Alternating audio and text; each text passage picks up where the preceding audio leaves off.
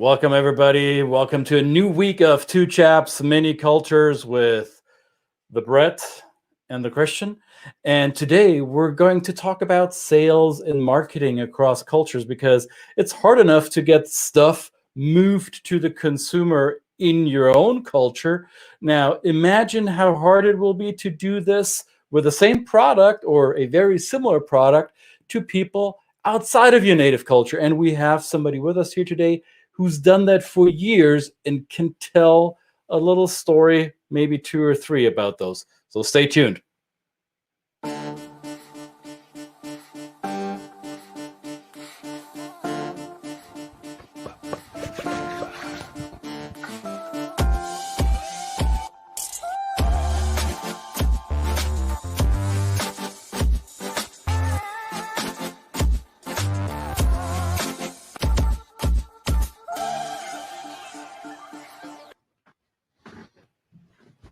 Hello, world. How are you, Mike? I'm doing fantastic. Absolutely just wonderful and peachy today. Welcome to the show of the culture of business and the business of culture. This is Two Chaps Mini Cultures episode number 131. Isn't that the number on the license plate of Donald Duck's car? I don't remember that. I think that Donald Duck's car had a license plate, and I think it was 131. But I have to double check. This just came up. This is childhood memories are coming up here. Now this is important information I'm going to have to go back and Google. Yeah. Now everyone. No, don't Google it now. Wait till the end of the episode. Google it later, people. All right. No. So let us know where you're dialing in from. Let us know where you're watching this from. Give us a like. Give us a applause. Give us a boo. Whatever it is you think you need to give us. Let us know where in the world you are. Where you're watching this. Maybe tell us why you're watching this. What brought you here today? What has brought you here throughout these 130 episodes that we've done before? Who knows? We want to know you. We want to find out about you, because we'll take you on a journey, and not just with Donald Duck's car, but with all sorts of cars. And we have somebody with us today who's been in the car industry for quite a while, and he's been, I don't want to say sell cars. Tim Mahoney, have you sold cars? Were you the person selling the car? Not really, right? Not really. I mean, no. But yes, in some ways, right? Trying to create demand for the cars. So welcome to the program, Tim. Thanks for taking time. Happy to be here. Happy New Year to you guys. Yes, it still counts. Still January. Yes. Yeah. So we announced you a little bit in the preview to this episode, but not everybody is familiar with the automotive industry, and maybe not familiar with you, but you've been I would say, quite prominent figure in the global automotive industry on the marketing side of things. You worked for Porsche, for Volkswagen, for General Motors, and I believe for Subaru, and I'm sure I missed some. So you worked for Germans, Americans, and Japanese. So you've done your trip around the world in marketing vehicles, haven't you? I have, absolutely. Yeah. I most of my career, the early part of my career, I always was fighting for the away team. But my last role was with General Motors, and was there for about 6.5 years. So it was a great opportunity to see a lot of different cultures, not only across boundaries like country boundaries, but corporate cultures as well. I mean, even within the German sort of universe, the culture between Porsche and VW was a very different culture, right? So it's been a great experience. Which is interesting, because those of you who are gearheads, you might know that Volkswagen and Porsche belong to, let's say, the big conglomerate, the same conglomerate. Some might even argue they were founded by the same, not person, but the same engineering idea, right? The Ferry Porsche, who both designed the Beetle and the 911 and I think the 356 too, right? He designed the Porsche 3. So, but one based in central northern Germany, Wolfsburg, Volkswagen, and one in the southwest in Stuttgart, Porsche. Two different corporate identities, two different consumer types, one would argue, correct? Absolutely. Yeah, and it's interesting. When I was with Porsche, I went there in '99 to launch the Cayenne. and for a lot of people that was brand heresy, right? Here's a sports car brand that is launching a crossover SUV, whatever you prefer to call it. But it was a really, really exciting time to be with the brand, and see those sort of differences. So I spent a lot of time, I sort of view Stuttgart as sort of a home away from home. Spent less time in Wolfsburg, fortunately, because it's kind of, I won't say a wasteland, but it's in the middle of nowhere for sure. And in fact, that was in some cases by design when they built. You mean in Helmstedt, or what do people call Wolfsburg who don't like it? It's they call it by the village that used to be there. What was it? That very well could be. I know what you're talking about, right? Because it didn't really exist until I guess the 30s, maybe probably early 30s. Yeah. But it's an interesting place. I often would stay in Berlin and take the train, actually. So, well, I'm more culture in the capital. So you just hinted at something. So Porsche, ever since the 1950s, known as one of the probably top three iconic sports car manufacturers. And when I say top three, I'm going to include Ferrari, and maybe we can think of a third one. But Ferrari and Porsche, probably the top two brands that people think of when we're talking sports cars. Everybody in the U.S. remembers James Dean dying in a Porsche that he drove too fast. So that is an icon, right? So, and then they came out with an SUV, and you were there to help launch that. What were from a marketing perspective, what were some of the challenges that you experienced there, and how did German culture flare up for you in that incident? So, as a student, I lived in Germany, and I studied in Austria, and I thought I understood the culture. What I didn't understand was the business culture, right? Living in a country as a student and being there for over a year, you get a really good sense of it. But the business culture was very, very kind of a different experience.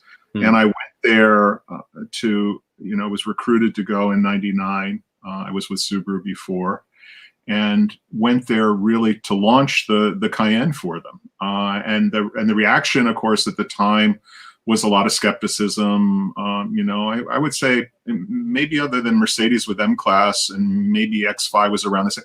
Porsche was one of the earlier sort of innovators of moving into that space. But I think what allowed them to do it successfully is that the vehicle itself, even though it was something kind of different from what they had been marketing for probably the 40 years before that, was that it stayed really true to the values of the brand. And what I mean by that is, if you ask Porsche, and perhaps they've changed it since I've been gone, but I don't think so, because when I look at the products, they still embody all that. It really is about great design. It's about great performance, and it's about a level of exclusivity, right? The vehicles at the price point that they're at are really not for everybody, right? And so when you think about launching a Cayenne, could it have the performance that you'd come to expect of a Porsche? Could it have the design?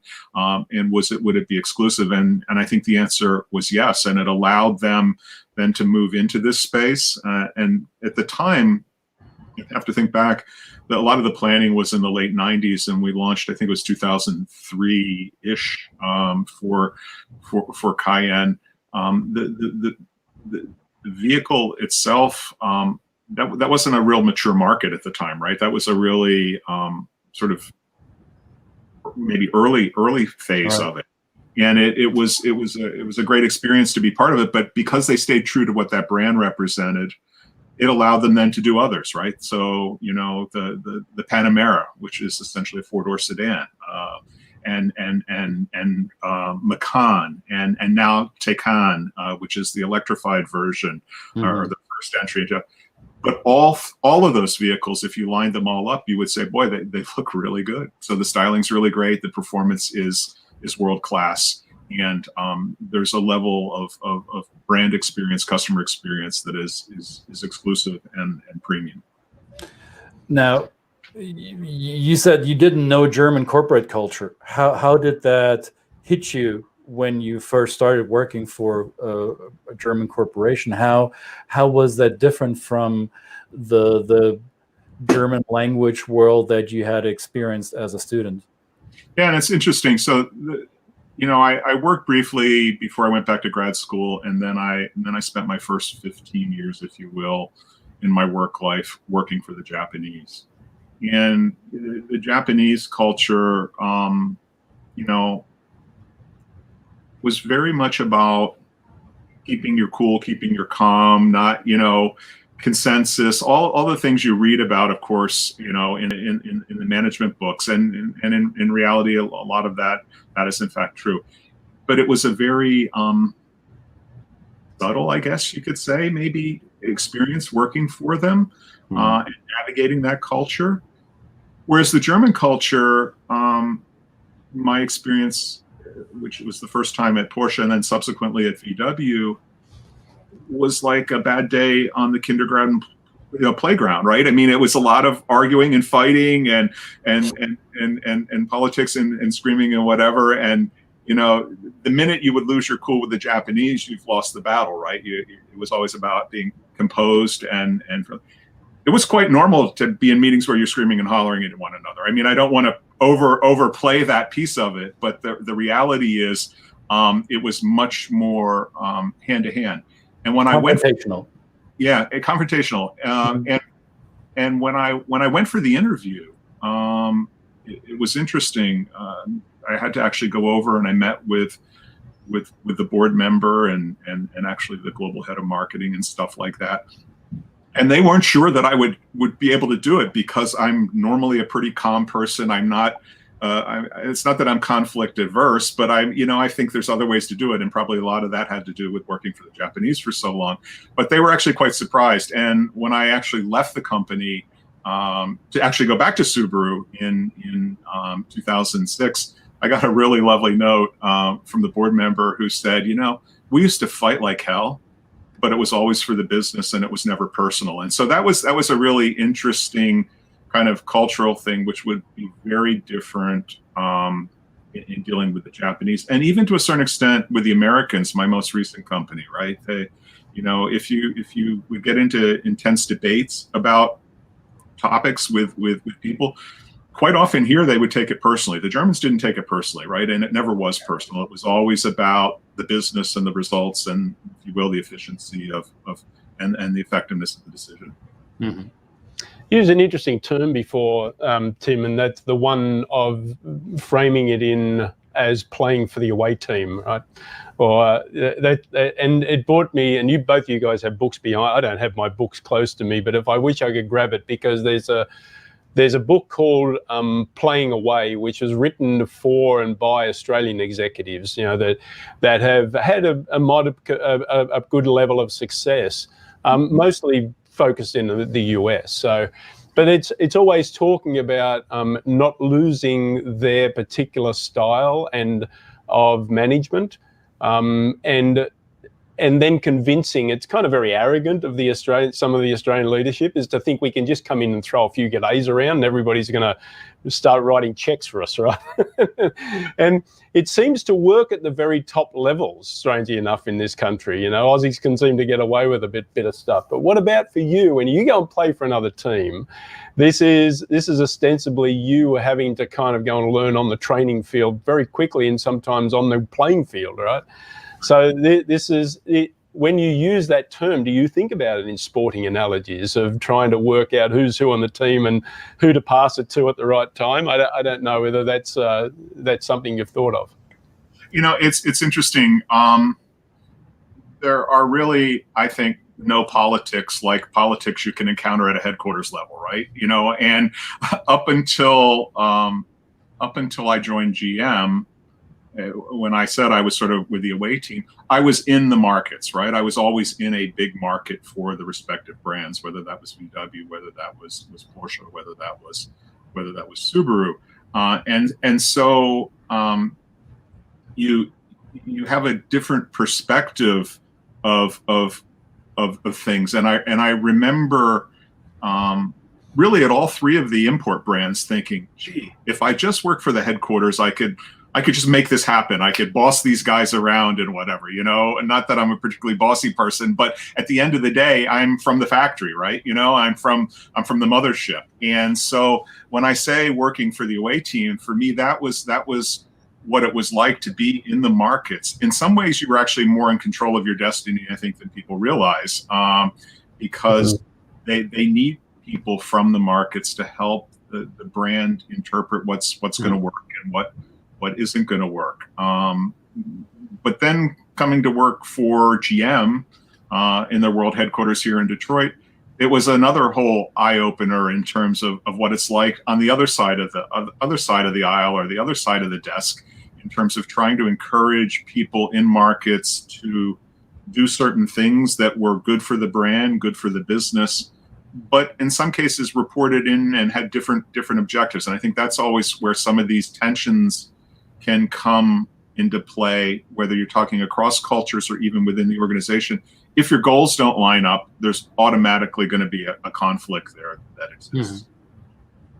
And I remember, because you and I, we talked before for a podcast episode that was it launched last year? I don't even remember. No, probably 2019 now. But what you just said reminds me of a story you told me about how you made a decision for the Japanese brand for marketing in the US, which Japanese leadership was a little bit concerned about, that you would tell that story about the vehicle, right? And that was the Subaru story. That I'm going to let you tell the story, because you're much better at this than I am. Where your Japanese superior thought, ooh, that doesn't make us look good, but it's going to serve the U.S. market, and maybe we should let him run with it. So tell us about that. Yeah, sure. No, I think the story you're referring to is when I returned to Subaru in 2006 from Porsche. We 1 year later, we were in this transition phase of launching a new platform for the brand here. And it was built around the customers feeling that they had for Subaru, which is they love it. You know, it's interesting. If you talk to a Porsche owner or even a BMW, probably Mercedes, how do you like your car? They're going to tell you they love it, right? You talk to a Toyota buyer or a Honda buyer, oh, it's really dependable, it's nice, and it gets good gas mileage and whatever. But in the case of Subaru, people were always talking about, I love the car, you know? And so there was really a higher level of emotion and a higher level of passion. And so we rolled out, you know, in that sort of initial campaign, a body of work that had 3 commercials. And 2 of them were fine. I mean, in the end of the day, they were actually all fine, but got a very sort of odd reaction from our CEO when I shared it with him. And we were close. I mean, I think that's the other thing, you know, relationships matter, right? And building relationships with your colleagues, and if you're in an international company, with your peers on the other side of the world, is really important. So there was a trust level there, but I couldn't figure out what the deal was. And the commercial and all of the commercials that we used to launch the campaign were based on real things, real stories, if you will. And the one you're speaking of specifically is this place, and I should look, I'm almost positive it's in Wisconsin. It's either Minnesota or Wisconsin, but it's called Subaru Heaven. And it's where people that own Subarus take it's like a cemetery, right? It's where you take your Subaru to die. And we were launching the new Forester, and it was a younger guy, kind of millennial type, if you will, and his buddy was following behind him in his new Subaru, and they were taking this thing off to the great Subaru Beyond. And the spot was super good. You know, made the point about the customer's loyalty to the brand and the commitment and the care they had and how they really loved it and stuff like that. So that was all good. So I had to ask the guy, our chairman, like I said, is a really good friend. I said, what's the deal? And he said, well, it kind of triggers us. He didn't use those words, but that's kind of a very sort of 2020 expression. We sort of triggered them. And the reason was, during the war, when it was apparent that Japan was losing the war, there wasn't enough food, and so a lot of the older people basically starved or committed suicide so that the younger ones could survive. And so this notion of driving up on a mountain, and the one story he told me about was this place where the old people would go and they just jump off, not a cliff, but basically a cliff, right? Yeah. So that there was more for that larger community. And so, yeah, that was a kind of interesting one. There was another one too with Porsche, because of the way the Germans and the Europeans write the date. It's always the day first, and then the month. So literally, with the launch of the new 997, our German colleagues wanted to make baseball caps that said 9/11 on them. And I'm like, oh, time out, guys. I mean, we're just through this tragedy here in New York at the World Trade Center and whatever. And it took a little bit of sort of maneuvering around to kind of convince them. But I think at the end of the day, it came down to talking and communicating. And I've had these conversations with expatriates from Germany that come to the US. They're still confused about 9/11 because they also learn or maybe have read that, well, the phone number for emergency services in the US is 911. So they equate that with the type of the car and the date, and they say, what's the big deal? You call 911 if you have an emergency. No, you call 911. You don't call 911. Right. And those nuances are often lost on people when they first cross cultures, right?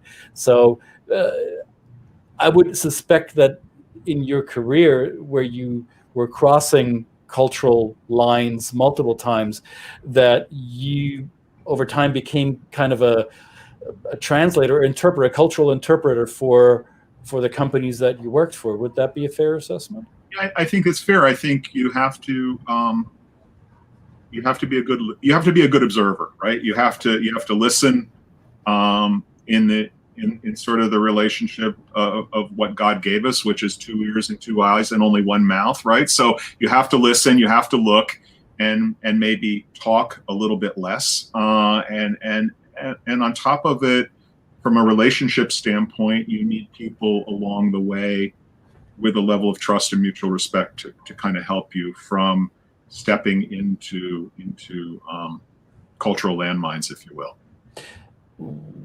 Was that hard for you to be accepted in your role? I mean, you were in the leadership position. You were, I guess, chief marketing officer or an equivalent of that role for many of these global brands. So decision-making was largely on your desk, whether the concept for advertising a product would go this direction or that direction. So you were in charge to varying degrees, but oftentimes I would argue the buck stopped with you, especially when it came to the marketing and advertising part of it. Was it hard for you to get the acceptance from your Japanese colleagues or from your German colleagues? And if so, how long did it take you to overcome those pushbacks?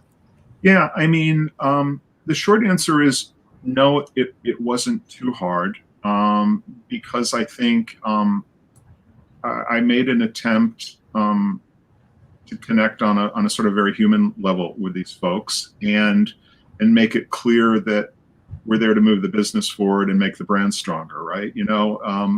I think when people realize that you're just trying to do the right thing, it makes it a lot easier, rather than if, say, you're out there to promote your own personal brand, which a lot of quote unquote rock star CMOs try to do, right? It's all about how much press they can get and stuff like that. So we're not naming any names here, right? No, okay. No, I'm not. No CMO shaming. Yeah, exactly. But I had really good and profound relationships, and it's funny, sort of back to the German example, the marketing director at the time at Porsche centrally in Stuttgart, he and I fought like dogs. And I think the other markets in some ways kind of enjoyed it. It was like sport, right? But at the end of the day, we're still friends, and I'm still, I'm in touch with him. And when I was with GM, and he went on to be global CMO for Jaguar Land Rover. And so I was in UK, and I invited him to Manchester, even though he doesn't really like EPL. But we had fun a couple of years ago. So, the relationship piece is really important. And I think when you look into another culture, this was something which I believe, so he didn't necessarily have to tell me, but it crystallized the idea that when you look at another culture, it's not good or bad, it's just different. And you have to try and understand why it's different, and why it may not necessarily align with your value systems or how you see problems or whatever. But at the end of the day, that's what makes things interesting, right? If you can observe that and operate in it and move forward. Now, Brett and I, we did an episode last week, right, Brett, about cars and cultural identities. Brett, remind us what were we talking about? Yeah, it was browsing, and it's back in episode 123, not that long ago, just the week before last, and it was after I had accidentally stumbled across a mini series where a particular celebrity and had gone to Germany and Italy and France and driven a set of cars, and I guess maybe not intentionally, but intentionally gave us a lesson in culture, in how those cars reflected the values and basically the heart and soul of the countries where they were designed in.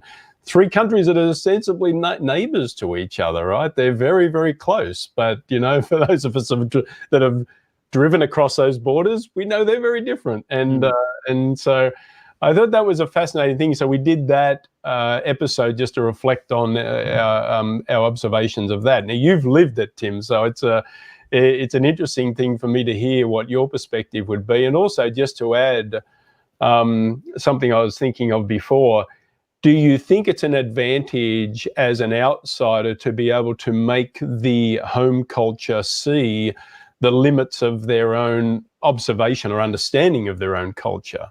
That and to get beyond and think outside of the box of that particular lane, or let's call it in racing terms, car racing terms.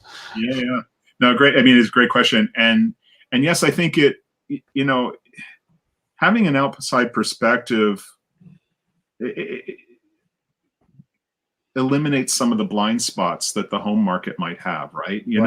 We all have our own blind spots. And so if you're coming from a different place, you're obviously going to see things differently. But the only way that's of value is if you have the trust and confidence of the partner on the other side of the ocean. And sometimes that takes longer. Japanese for sure takes a long time, right? I mean, and the fact that I actually went back to a Japanese company is pretty unusual, right?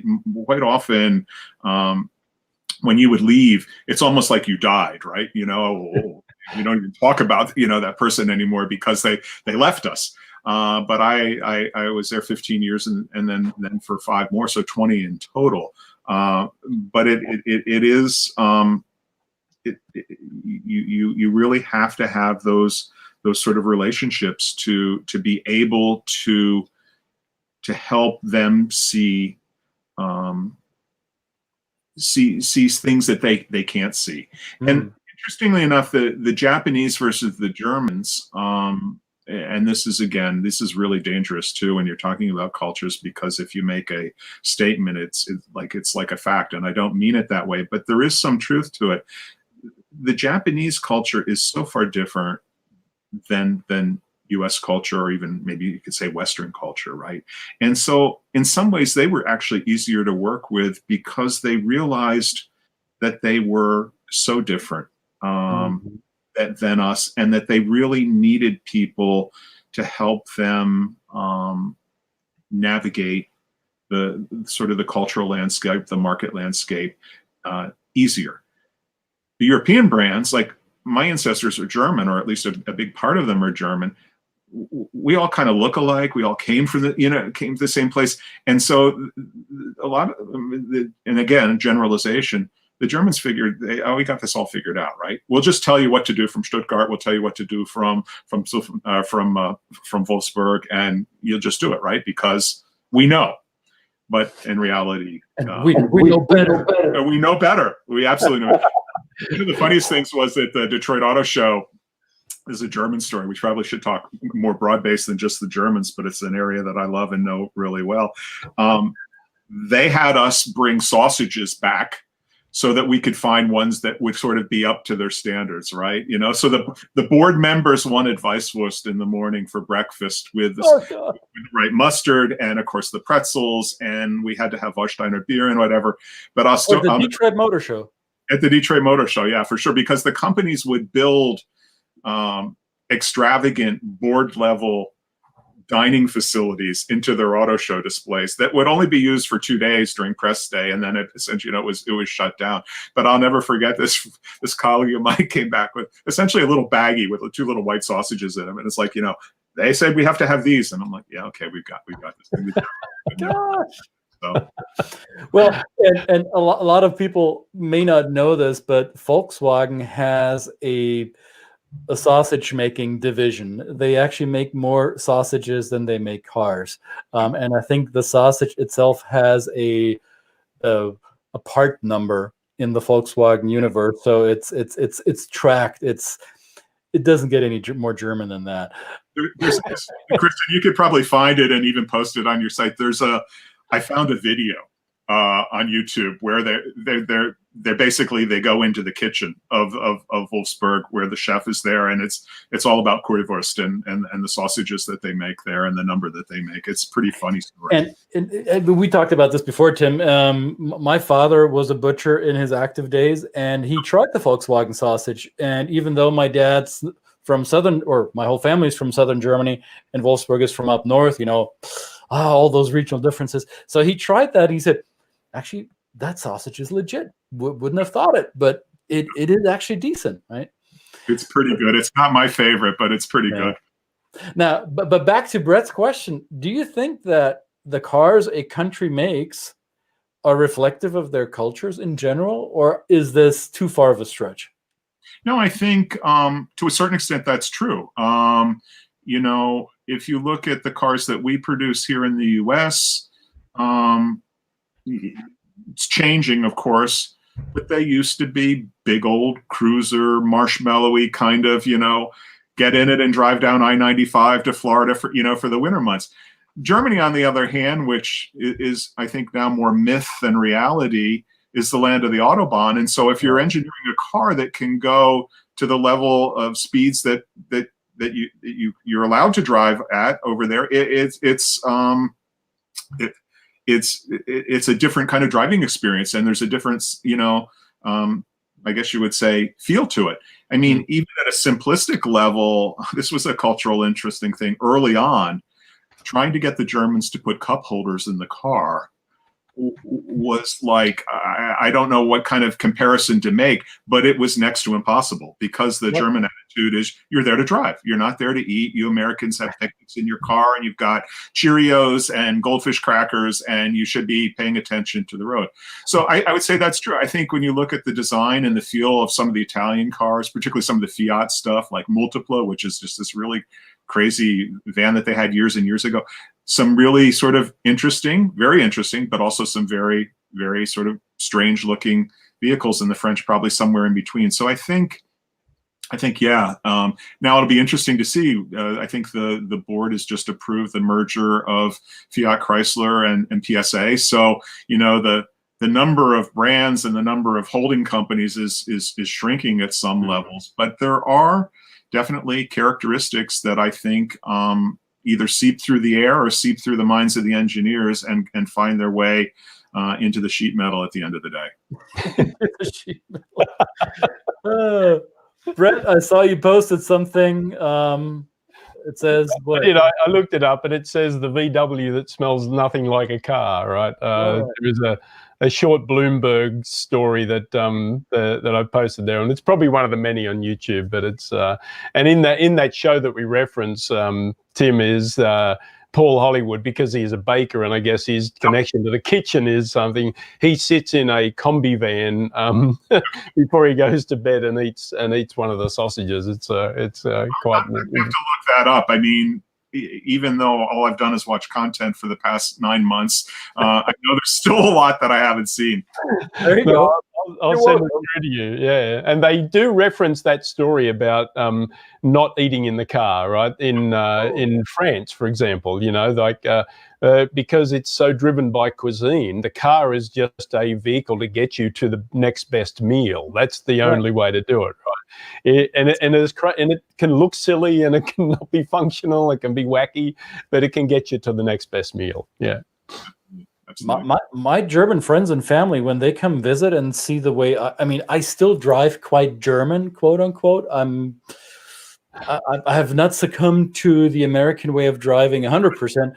However, my German friends and family, they lose their marbles when they see what's going on in the center console of our car. Like, keep both hands on the wheel. Well, what are you doing? And so it's no joke, Tim. Tim is totally right. Now, you know, it drives me nuts here, and this is something I wish we would ticket people for, because they definitely do in Germany.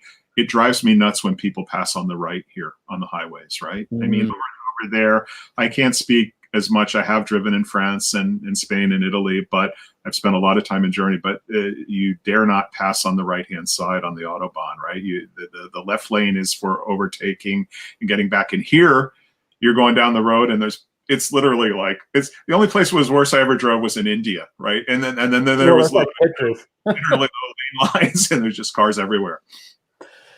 Now, I have an automotive question that I don't know if you feel confident to respond to, or whether you think that that's within your wheelhouse or not. But for us, like for people like Brett and myself, who we've been working in the cross-cultural management field for many, many years, and the automotive industry, because of its global interconnectedness, for decades has been often a poster child for case studies like how to do it or how not to do it. And one of the poster boys for competent global management was an automotive manager, Carlos Ghosn, Brazilian, French, Lebanese, who successfully managed the Nissan-Renault alliance for many, many years, and all of a sudden fell from graces, especially in Japan. Is that something that came as a surprise to the automotive field for somebody like you who's been in that arena for so long? Or are these idols that we may create for ourselves, to look at this person, they are doing it right in terms of global management? Is this too dangerous to put people on that kind of pedestal? Yeah, I mean, I think anytime you put somebody at that level, eventually the hubris, the arrogance will start to overtake them. But it is definitely a category where you have big personalities, not just Carlos Ghosn, but I mean on the German brands as well, right?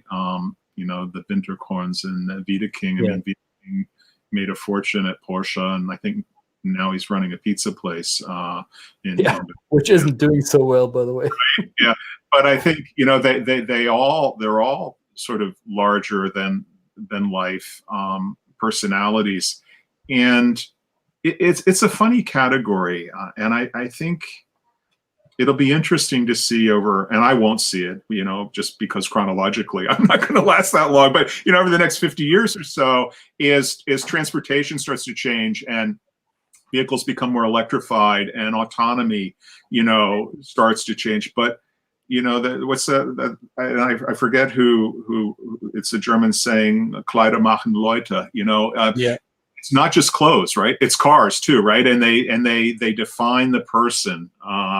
And I noticed this for sure when I joined Porsche, and I went out the first night I had my new 911 to the restaurant, and people treated me differently, right? Yeah, you know, so the leaders of these companies, in some ways, kind of believe their own bullshit, right? And it can in fact get them into trouble. And I think this is where brands can falter either through arrogance or complacency. I think those are the two kind of big derailers for companies that prevent them from lasting, or certainly having sort of peaks and valleys. So, yeah, the short answer is it didn't surprise me with him. And Sergio was another one. He passed away.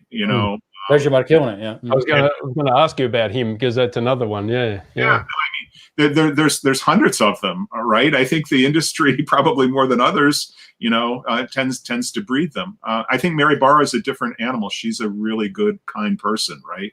And it's interesting. That's the CEO of General Motors, right? Yeah, exactly. And sort of the first woman really to lead a major, or really any, I guess, auto company. It's a class act, but some of them have egos that barely fit into the room. Yeah. Just like me and Christian, we don't fit into the camera. Well, we're just too full of ourselves. That's why. I've been battling because this is what I've learned over these 131 episodes is I have to be ready to think on my feet, and how do we close it off? And I have two closing thought ideas that I couldn't reconcile while you were talking. One, I want to ask you, what would be, after your successful career as a global executive, what would be your top advice for anyone entering into a global position? What is it that nobody will tell them in school or in the management course that you would like to tell them? I think, that's one. And I have one more question after that, but that's something that I'd be very curious of. Yeah, I mean, I think anytime you have an opportunity to work across cultures, work globally, interact with people that have a different point of view, a different background than you, go for it, right? Because it is such a rewarding experience to interact with people from around the world and see things from different perspectives. I think as people, it makes us richer and bigger, and in some cases better. And I to my comment maybe earlier when we were talking just a few minutes ago, I do think it's important to listen and to look and not to talk too much, and because you can talk over or at people, or you can talk to people, and sometimes we tend to overlay our home culture prejudices and things, and yet it's really exciting actually to see a different point of view. And so I feel very fortunate. My assistant at GM laughed at me. She says, "I think you know somebody in every country around the world." And I said, "Well, I don't know about every country," but she was always amazed that I'm talking to so-and-so here and whatever. And for me, this has made for really a wonderful journey over the past 35, 40 years. That might be the biggest badge of honor you could have, to actually know somebody anywhere. I love it. Right? And friends will say, "Hey, what about this city?" And I say, "Oh, I don't know, but I know somebody I could, reach out to." And it's like a global network in some weird way. Yeah. Nice. Now, I have one more thing that I need to ask you, because I know you and we've been talking about this, and we already talked about sausages. For those of you who don't know, Tim does a lot of things, and he also has a culinary interest. So here's Tim when he's chefing or making sausages, or how's that been going, Tim? Tell us about that real quick. Yeah, I think we were talking a little bit before. I love it. I mean, it makes me super happy. But I've sort of dialed back the sausage making during the pandemic because I don't have the distribution, that I did before. Like when I was in the office and I could, get out and talk with. That said, I've gone through multiple phases of COVID, from bread baking to ice cream making. Tonight it's Cuban food. It's a Cuban pork roast, like you saw in the movie Chef. So, yes, please. Yeah, and it smells amazing. It's been marinating since yesterday. So when I get off, I'm gonna drop it into the oven, do some black beans and rice and plantains. But I still like it, and I still enjoy sausage making. I was so excited this past summer. A local beer hall opened in the market area of Detroit, and so I was a little bit like Norm on Cheers. I was there every Tuesday and Thursday, but they need better sausage. And they all know your name, right? Just totally. like absolutely, and what I drink. By the way, in terms of distribution, Brett and I will send you our mailing addresses, and maybe we'll send you a cooler that we can send back and forth. I can help you out with the distribution. I'll take some of that stuff. I have shipped some to friends in New York. I especially the dry cured sausage, right? Sort of like the salamis and things like that, vacuum packed. The fresh ones are tougher, right? They're just, you know, it's even if you freeze them. But yeah, I'll have to try and get you some. Excellent. Good. Tim, thanks so much for taking time for us. Stay safe, cook well. Good luck with that Cuban pork roast. I'm kind of jealous. Well, maybe I can. How long is that going to be in the oven? How far is Detroit? I'm not sure. I think Dylan's ready when you are. So, and there's probably nobody flying, so you should probably help them out. All right, guys. Thanks a lot. Happy New Year to you both. Thank you, Tim, and congratulations on all your success over the last 35 and 40 years. There's probably, beside the people you know, you've probably touched many others in your in the way that you've passed on your knowledge in this world, and I guess it'll be a much better world for it, the way you've managed and been and had your success. So that is worth mentioning in and of itself, and encouraging anybody that wants to go into a more global role. You do have an effect on people's lives, so that's great. Good, guys. All right, stay safe, and I'll see you sometime with sausage. With sausage. Bye-bye. See y'all. See you again tomorrow. Bye.